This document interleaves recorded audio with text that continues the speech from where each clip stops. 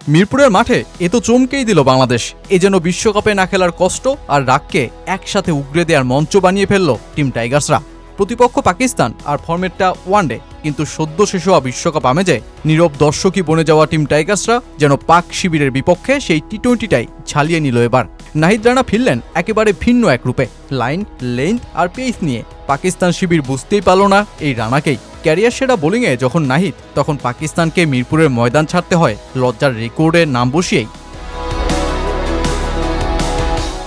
বাবর আজমকে দেশে রেখেই বাংলাদেশে আসা পাকিস্তান ওয়ানডেতে 4 অভিষিক্ত ক্রিকেটার নিয়ে নামে রণাঙ্গনে। ইতিহাস বলছে 2008 সালের পর এটি প্রথম যেখানে কোনো একটা ম্যাচে দলটা 4 জনের মাথায় অভিষেক ক্যাপ পরিয়েছে। সদ্য শেষ হওয়া টি-20 বিশ্বকাপে শেষ পর্যন্ত পাকিস্তান সেমিফাইনালের টিকিট না কাটতে পারলেও দলটার সাহিবজাদা ফারহান ঠিকই আসরের সর্বোচ্চ রান করে ফিরেছেন দেশে। এবার নতুন লড়াই ওয়ানডের অভিষেক ক্যাপটাও মাথায় পড়েন তিনি। শুরুটা দারুণও করেন, হাঁকান 4টি 4। তবে এরপর নাহিদ রানার মুখোমুখি হতেই যেন সব শেষ।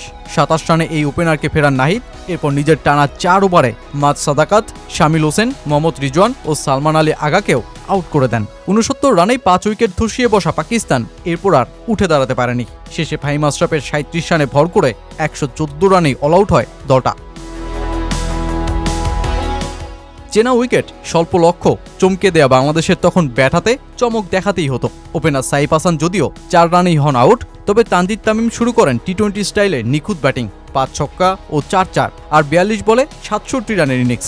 অপর পাশে নাজমুল হাসান শান্ত 27 রানের ইনিংস খেলে আউট হলেও তামিম দলকে জিতিয়েই ছাড়েন মাঠ। 15 ওভার 1 বলেই এই লক্ষ্য টপকে সিরিজে এগিয়ে থাকা বাংলাদেশ পাকিস্তানকে এটাও জানিয়ে দিল সমস্যাটা মিরপুরের উইকেটে না, সমস্যাটা এক্সিকিউশনে। 25 রানে 5 উইকেট তুলে পাকিস্তানের বিপক্ষে চমকে দেয়া নাহিদ রানা ম্যান ইন গ্রিনদের বিপক্ষে সেরা বোলিংয়ের রেকর্ডটাই তো করলেন। 2019 সালে পাকিস্তানের বিপক্ষে মুস্তাফিজের 75 রানের বিপরীতে নেওয়া 5 উইকেটই ছিল এতদিন টাইগার পেসারদের মধ্যে সেরা। 6 ম্যাচের ওয়ানডে ক্যারিয়ারে এর আগে 5 ম্যাচে 5টি উইকেট তোলা নাহিদ এবার 1 ম্যাচেই তুললেন 5 উইকেট।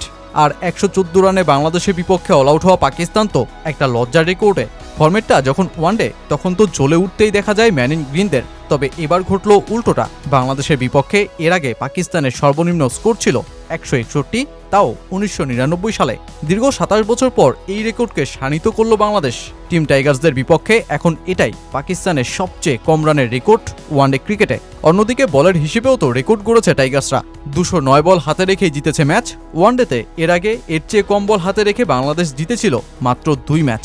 সব মিলিয়ে মিরপুরে চমকে দেয়া বাংলাদেশ এখন পাক শিবিরের ক্ষতটা আরও বাড়িয়েই তো দিল।